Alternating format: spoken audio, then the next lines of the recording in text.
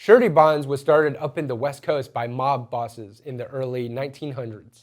These tools were used for people to return to work fast. This is still the case to this day. During this era of exploring the Western US, this was a very individualistic pursuit for many. And when they were working, they didn't have family or friends or anyone close to them. If someone got arrested, then they didn't have anyone to lean on to help them pay the bond amount. In addition, bond amounts started getting more and more expensive, out of reach for the working class person. These two circumstances gave rise to the surety bond fee that people have to pay to get out of jail.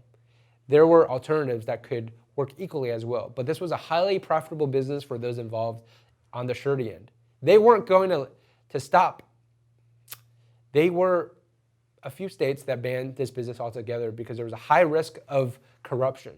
There were two events that spawned even higher bond amounts. The first were defendants who were released on bond during the pretrial phase. They committed serious crimes when they were out on bond, and this made judges consider the safety of the community in the bond decision.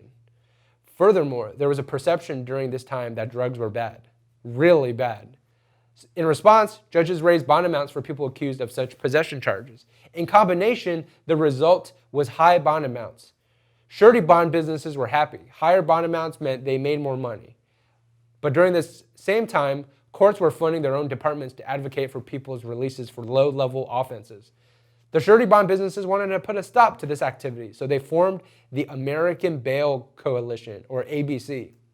This powerful group partnered up with the American Legislative Exchange Council, which is a very strong lobby group. Their goal? To eliminate the spread of pretrial services in America. This was successful. Most bondsmen operate individually, but for the most part, big surety bond businesses back them. Surety bond businesses indirectly influence politicians who make decisions on minimizing rules and regulations that apply to bondsmen. Of course, they want higher bond amounts too because that helps their bottom line. And they want to reduce pretrial service funding and make it more difficult for arrestees to qualify for a personal bond.